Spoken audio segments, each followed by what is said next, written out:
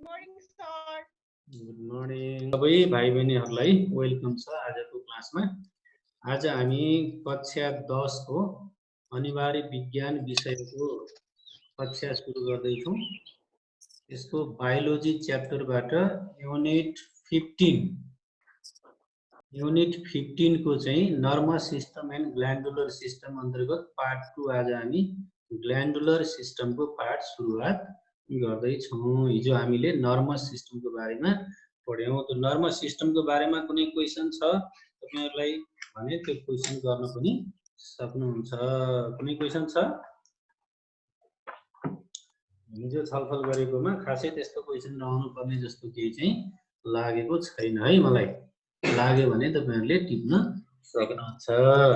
अब म आजको पार्ट सुरु गरे ग्ल्यान्डुलर सिस्टम।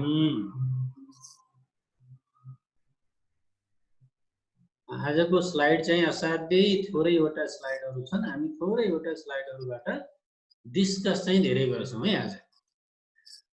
सबै भाइ बहिनीहरुलाई वेलकम छ ग्ल्यान्डुलर सिस्टम। मैले यहाँ एउटा फोटो राखेँ। यो फोटो देख्नु भएको थियो कसैले? सर देखि सर कहाँको फोटो हो यो? माछा पुछ्रे हो सर। माछा पुछ्रे त पक्कै हो।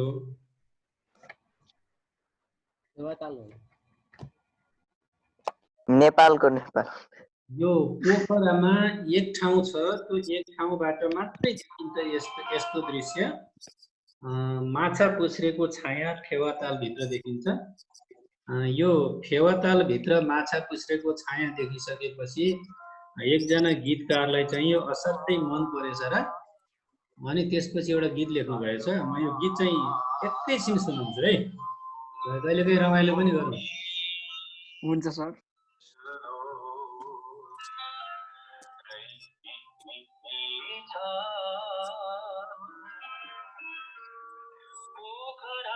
साँची भएको पोखरा नै रहेछ माछा पुछ्रे फेवाताल पौडी खेल्दो रहेछ पोखरा त साँची भएको पोखरा नै रहेछ माछा पुछ्रे। अब मैले यो पुरै गीत सुनाएर बसेँ भने क्लास हुँदैन। मैले थोरै सम्झाएको मात्रै है।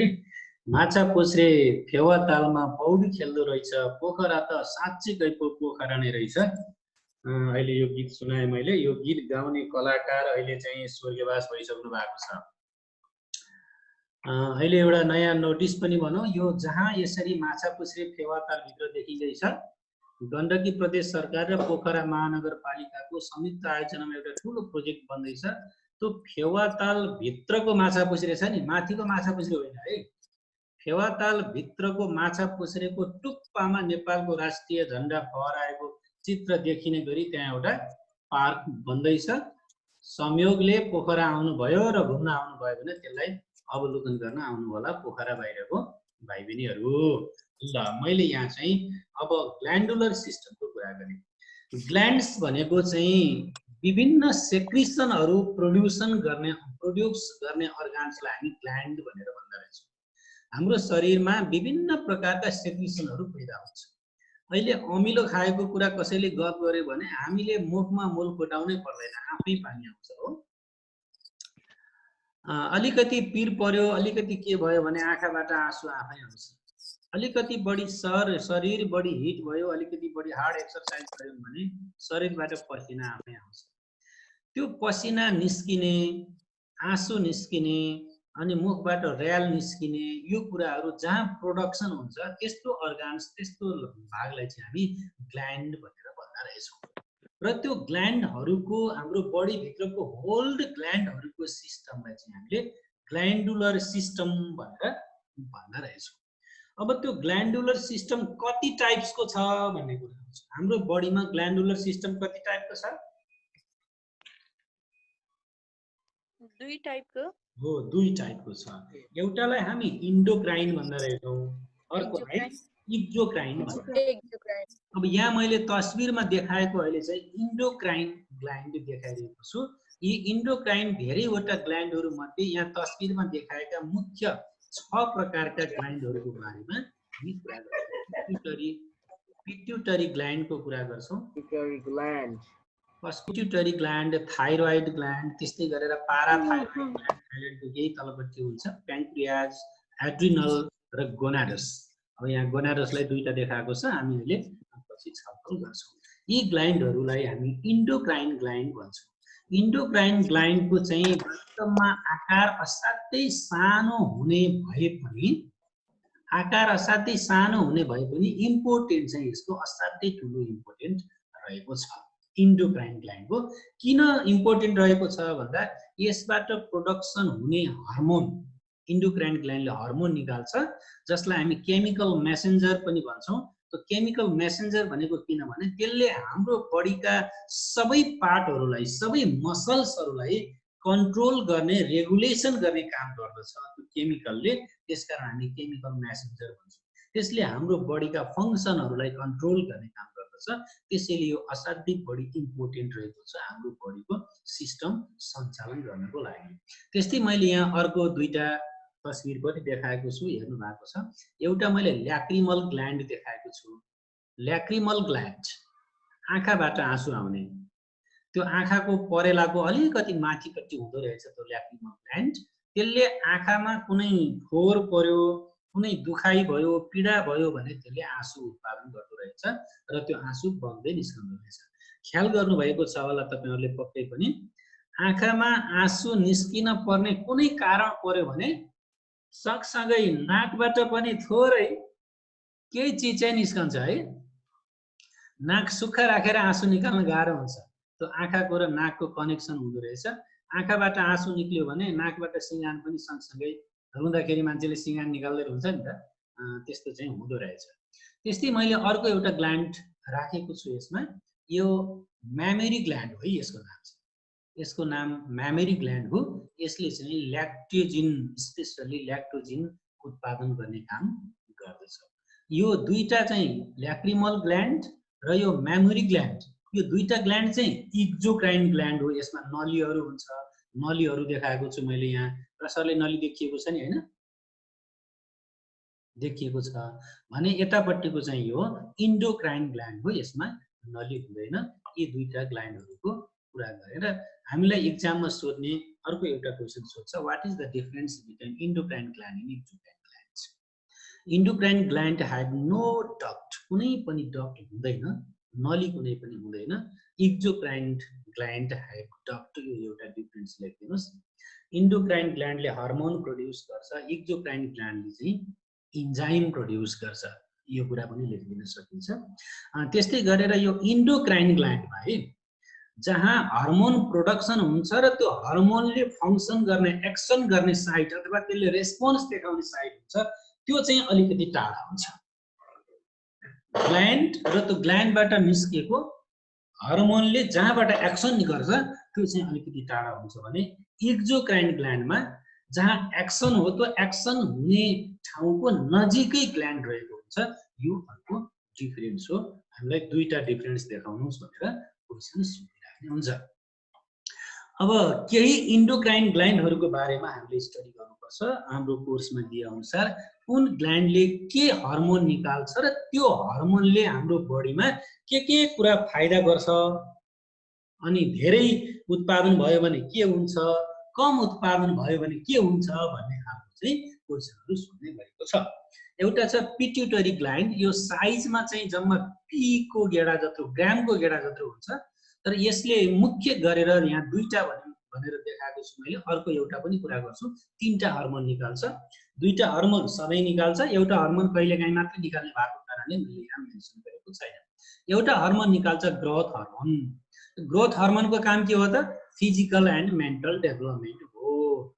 जसको बडीमा ग्रोथ हार्मोन पिट्युटरी ग्ल्यान्डले थोरै निकाल्यो भने त्यो कस्तो हुन्छ? डाफनेस हुन्छ।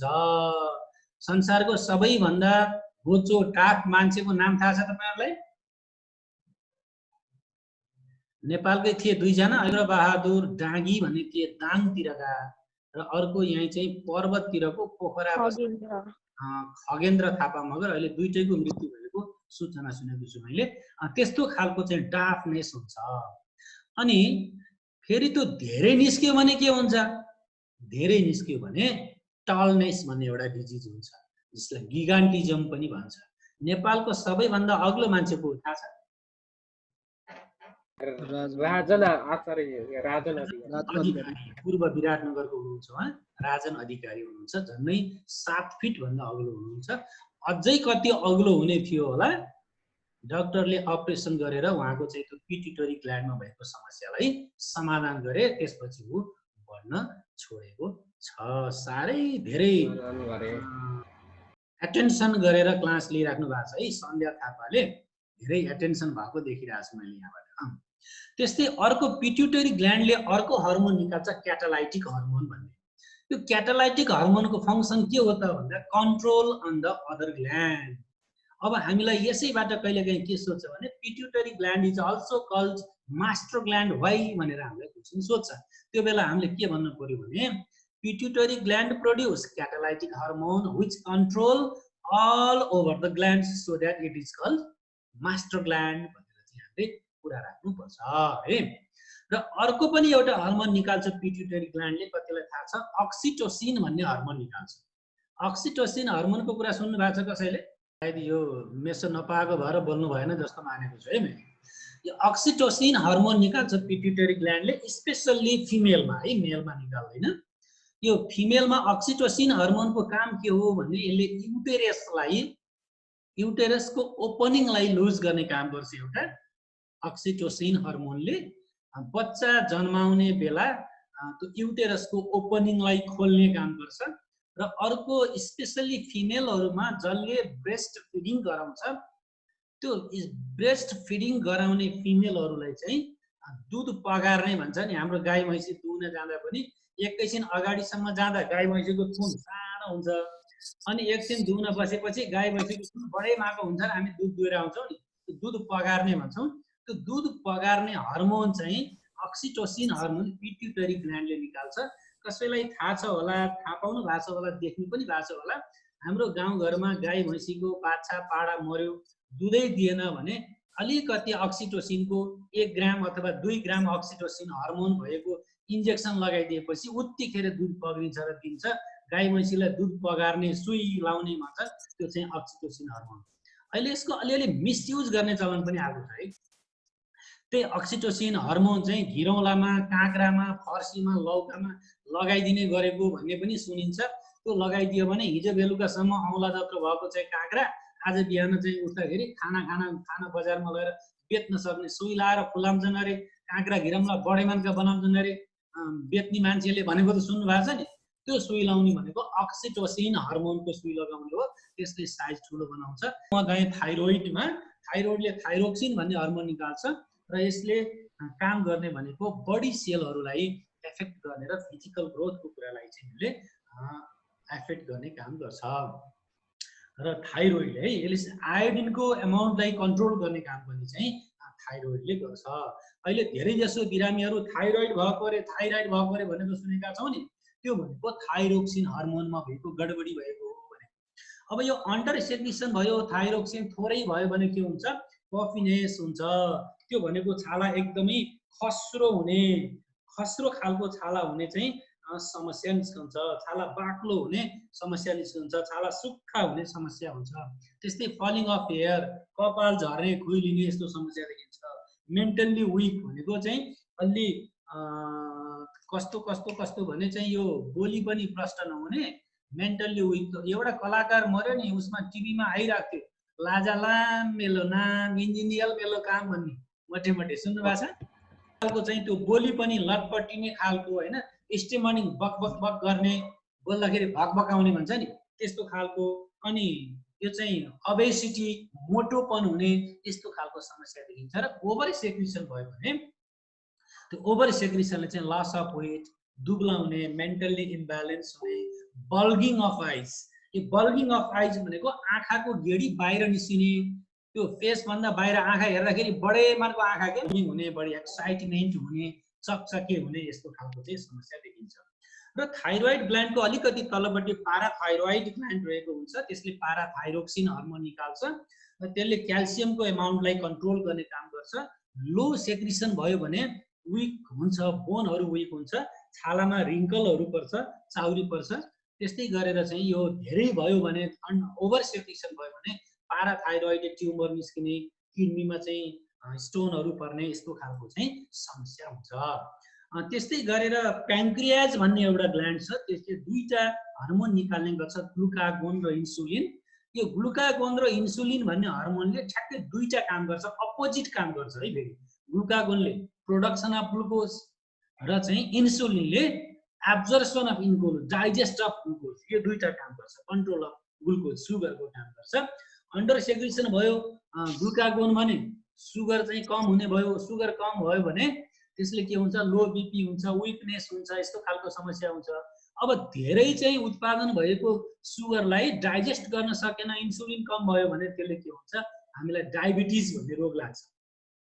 डायबिटिज भयो भने के हुन्छ, हङ्ग्री, भोके बढी हुने, अनि दृष्टि बढी चाहिँ तिर्खा लाग्ने, हाई सुगर हुने ब्लडमा, त्यस्तै गरेर लस वेट चाहिँ घट्दै जाने, डिले वन्ड इन हिलिङ, यो घाउहरू लाग्यो कतै भने त्यो चाहिँ सन्चो हुनलाई गाह्रो हुने काम हुन्छ। यो अपोजिट वर्क हुन्छ यो दुईटाको। अब ग्लुकागोन धेरै भयो भने चाहिँ more sugar in blood, BP high हुने यस्तो समस्या हुन्छ भने, इन्सुलिन ओभर भयो भने त्यसले फेरि के गर्छ, ग्लुकागोनमा घटाउँछ, अनि विकनेस हुने, लो बिपी हुने, सुगर कम हुने, यस्तो खालको चाहिँ समस्या देखाउँछ। अर्को चाहिँ एड्रिनल भन्ने एउटा ग्ल्यान्ड हुन्छ। त्यो एड्रिनल भनेको नाम सुन्नुहुन्छ, रेनल भनेको थाहा छ तपाईँहरूलाई? रेनल भनेको किडनी भनेको है, एड भनेको माथि भनेको, यो किडनीसँगै माथिपट्टि जोडिएर रहेको एड्रेनल भन्ने हुन्छ। त्यसले एड्रिनालिन हार्मोन निकाल्छ र त्यसको मेन फङ्सन भनेको हाम्रो बडीका विभिन्न पार्ट्सहरूलाई ready for various metabolic function. हाम्रो बडीको मेटाबोलिक फङ्सनहरू चाहिँ फोक्सोले के काम गर्ने, अनि इन्टेस्टाइनले के काम गर्ने, हार्टले के काम गर्ने, होइन, किडनीले के काम गर्ने, यस्तो आफ्नो आफ्नो फङ्सनहरू छ। त्यो फङ्सनहरू गर्नको लागि रेडी राख्ने काम चाहिँ एड्रिनालिन हार्मोनले काम गर्छ। अब यसको अन्डर सेक्रिसन भयो भने विकनेस हुने, लो बिपी हुने, लेस सुगर हुने, न्युसिया, अनकन्सियस हुने, बेला बेलामा चाहिँ यो बेहोस हुने, यस्ता खालका समस्याहरू पनि देखिन सक्छन् है। अनि ओभर सेक्रिसन भयो भने हाई सुगर हुने, हाई बिपी हुने, इरिटेसन हुने, रिस उठ्ने, चकचके हुने, अधैर्य हुने, यस्तो खालको समस्या हुन्छ। र यही बिचमा चाहिँ हामीलाई एड्रिनालिनलाई यो इमर्जेन्सी ग्ल्यान्ड किन भन्छ भनेर पनि प्रश्न सोध्ने भएको छ। यो इमर्जेन्सी ग्ल्यान्ड किन भन्छ भने यसले ready for different metabolic function, त्यो विभिन्न मेटाबोलिक फङ्सनको लागि रेडी गर्ने र इमर्जेन्सी रूपमा चाहिँ कन्डक्ट गर्ने ती कार्यहरू भएको कारणले यसलाई एड्रिनालिनलाई चाहिँ इमर्जेन्सी ग्ल्यान्ड भनेर पनि भन्ने चलन छ। प्याङ्क्रियाजलाई मिक्स ग्ल्यान्ड किन भन्छ भनेर सोध्छ है। जस्तो चाहिँ मिक्स ग्ल्यान्ड भनेको यसले दुईटा चाहिँ काम गर्दो रहेछ। एउटा त यो इन्डोक्राइन ग्ल्यान्डको काम गर्दो रहेछ, ग्लुकागोन र इन्सुलिन भन्ने हर्मोन निकाल्ने, र अर्को चाहिँ यसले एक्जोक्राइन ग्ल्यान्डको काम पनि गर्छ। त्यो भनेको यसले इन्जाइमहरू पनि निकाल्छ, पेप्सिन, ट्रिप्सिन भन्ने इन्जाइम निकाल्छ जसले प्रोटिनलाई डाइजेस्ट गर्ने कुरामा सहयोग गर्छ। यसले इन्जाइम र हर्मोन दुईटै निकाल्ने भएको कारणले इन्डोक्राइन पनि हो, एक्जोक्राइन पनि हो, दुईटै काम गर्ने भएको कारण यसलाई मिक्स ग्ल्यान्ड भनेर भनेको। त्यसपछि म लास्टमा आएँ गोनाडस भन्ने ग्ल्यान्डमा। यो गोनाडस ग्ल्यान्ड चाहिँ मेल र फिमेलमा दुई थरी हुन्छ। मेलमा गोनाडस ग्ल्यान्डलाई टेस्टिज भन्छन्, अण्डाशय भन्छन्, र फिमेलमा चाहिँ गोनाडसलाई ओभरी भनेर भन्छ। ओभरी भनेको गर्भाशय भनेर भन्छ। यो मेलमा चाहिँ टेस्टेस्टोरोन भन्ने हर्मोन निकाल्छ र फिमेलमा प्रोजेस्टेरोन भन्ने हर्मोन निकाल्छ ओभरीले है। यसको फङ्सन के हो त भन्दा development and control of sexual function, that means development of sex organs as well as their function, त्यो काम हो। अब अन्डर सेक्रिसन भयो भने लेस डेभलपमेन्ट हुन्छ सेक्स अर्गान्सको, र त्यसको फङ्सन पनि राम्रोसँग गर्न सक्दैन। त्यो फङ्सन भनेको primary function as well as secondary फङ्सनको कुरा पनि हुन्छ है। त्यस्तै गरेर ओभर सेक्रिसन भयो भने ओभर सेक्सुअल इमोसन हुने र त्यसले गर्दा लेस फिजिकल डेभलपमेन्ट हुने कार्यहरू हुन्छ। तपाईहरुले मेल र फिमेलको कुरा त सुन्नु नै भएको छ। अहिले नयाँ शब्द पनि आएको छ, male female and third gender भन्छ। थर्ड जेन्डरको कुरा सुन्नु भएको छ? थर्ड जेन्डर छ सर। थर्ड जेन्डर भनेको के हो मलाई थोरै सेयर गरिदिनुहोस् न। त्यो हर्मोन्सहरू होइन, उसको मेल र फिमेलको हर्मोन्सहरू प्रोड्युस हुन्छ उनीहरूको शरीरमा, अनि अलिकति त्यो अर्गाजमहरू पनि हुन्छ भन्ने सुने। हो यो थर्ड जेन्डर भनेको स्पेसली के रहेछ भने मेरो बुझाइमा फिजिकल्ली मेल तर हार्मोनको कारणले ऊ मेन्टल्ली र उसका एक्टिभिटीहरू चाहिँ फिमेल, अथवा फिजिकल्ली फिमेल तर उसको मेन्टल्ली एक्टिभिटी र अरू चाहिँ उसको थिङ्किङ एक्टिभिटी हार्मोनको कारणले गर्दा चाहिँ त्यो मेल। फिजिकल्ली त कि त्यो मेल नै हुन्छ कि त्यो फिमेल नै हुन्छ होइन, त्यो थर्ड सेक्स हुने सम्भावना चाहिँ हुँदैन। कि मेल हुन्छ कि फिमेल हुन्छ। शरीर मेलको परेको छ तर उसको सोचाइ क्रियाकलाप सबै कुरा चाहिँ फिमेलको जस्तो हुन्छ। शरीर फिमेलको छ तर उसको सोचाइ क्रियाकलाप सबै मेलको जस्तो हुन्छ। त्यसलाई चाहिँ थर्ड जेन्डर भनेर भन्दो रहेछ। कहिलेकाहीँ यो प्राइमरी एन्ड सेकेन्डरी सेक्स क्यारेक्टरहरूमा पनि केही चेन्ज हुन सक्छ। जस्तो इक्जाम्पलको लागि केटा मान्छेको ब्रेस्ट स्वेलिङ भयो, त्यस्ता समस्याहरू देखिएका छन् ठाउँ ठाउँमा। त्यो हर्मोनको कारणले त्यो यही चाहिँ टेस्टोस्टेरोन र प्रोजेस्टेरोनको कन्ट्रोलको कुरा हो। केटी मान्छे हो तर केटी मान्छेको चाहिँ यो के भन्छ केटी मान्छे हो तर दारी जुङ्गा पलायो, कस्तो हुन्छ होला केटी मान्छेको दारी जुङ्गा पलायो। अनि यस्तो खालको चाहिँ देखिने यो समस्या चाहिँ थर्ड सेक्स भनेर चाहिँ हामी भन्दा रहेछौँ। अब म झन्डै यो पाठलाई सिद्ध्याउन लाग्ने ठाउँमा छु र एउटा भिडियो तपाईहरुलाई देखाउँछु। यो भिडियोलाई राम्रोसँग वाच गर्नु होला। यो विभिन्न ग्ल्यान्डहरूले कसरी काम गर्छ र कसरी हार्मोनहरूको सेक्रेसन गर्छ भन्ने सवालमा यो भिडियो छ। The human endocrine system consists of a number of glands located all over the body that secrete hormones and regulate various functions of the immune system, and a set of glands that secrete chemical messengers known as hormones. The human endocrine system consists of the following glands which are located all over the human body. We have the thyroid gland in the neck, which secretes important thyroid hormones which affect nearly all the cells of the body and maintain proper metabolism of the body cells. Behind the thyroid gland, we have these 4 yellow parathyroid glands which secrete the important hormone parathormone. This hormone regulates the calcium and vitamin D metabolism in the body. Above the kidneys, we have the 2 important adrenal glands which secrete a variety of hormones that affect the metabolism of glucose, electrolytes, as well as they secrete the various catecholamine hormones, the adrenaline and the noradrenaline. We have the pancreas, which secretes the important hormone insulin, which is important for the metabolism of glucose, fats, as well as proteins. The reproductive hormone producing glands are very important and they differ in the 2 sexes. In the females, we have the ovaries, which produce important sex hormones, the estrogen and progesterone. And in males, we have the testes, which produce testosterone. In the end, we will study the glands that control the secretion of all these glands, which are the pituitary and the thalamus, which are located inside the brain. Now let's look at a typical model of how most of this endocrine system works. So we have various endocrine glands which are able to sense about various processes of the body.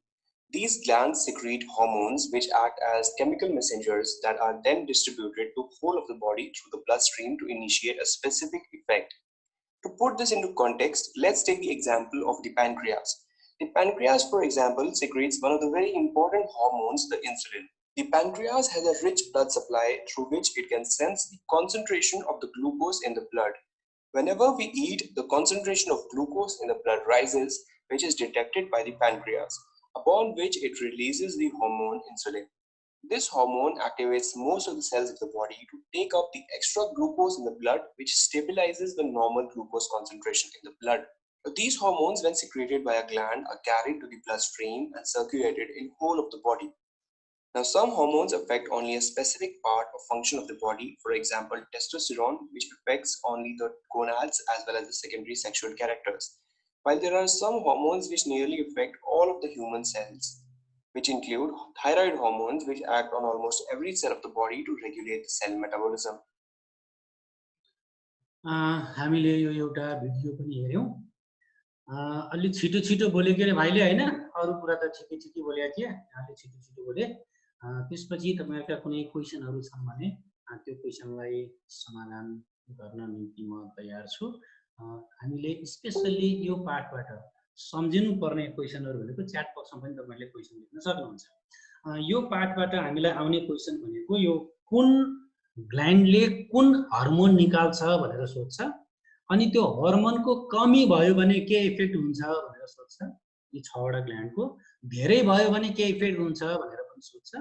र logical question पनि यो पार्टबाट सोध्ने गर्छ। Logical question सोध्नु पर्यो भने जस्तै pituitary ग्ल्यान्डलाई किन मास्टर ग्ल्यान्ड भन्छ, अनि एड्रिनल ग्ल्यान्डलाई किन चाहिँ इमर्जेन्सी ग्ल्यान्ड भन्छ, अनि त्यस्तै गरेर चाहिँ प्यान्क्रियाजलाई किन मिक्स ग्ल्यान्ड भन्छ भन्ने खालको यस्ता क्वेसनहरू चाहिँ सोध्ने गरेको छ यो पार्टबाट। एनी क्वेसन, तपाईहरुको कुनै क्वेसन छ भने शेयर गर्न सक्नुहुन्छ। क्वेसन छैन भने हामी आजको पार्टबाट छुट्छौँ र भोलि हामी ब्लड सर्कुलेटरी सिस्टम, ह्युमनमा ब्लड सर्कुलेटरी सिस्टमको बारेमा कुरा गर्छौँ। के छ, आज कुनै क्वेसन छ तपाईहरुको?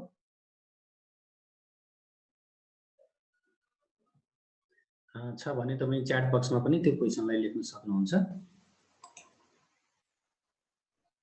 मैले च्याट बक्स हेरिराखेको छु, अहिलेसम्म क्वेसन केही पनि आएको छैन। 2 जना भाइ बहिनीले गुड मर्निङ सर लेख्नु भएको छ, त्यति हो, अरु कुरा चाहिँ आएको छैन है। ठीक छ, भोलि समयमै 8 बजे ठीक समयमै हामी जोड्छौँ। आजको लागि सबै भाइ बहिनीहरूलाई गुड मर्निङ भनौँ।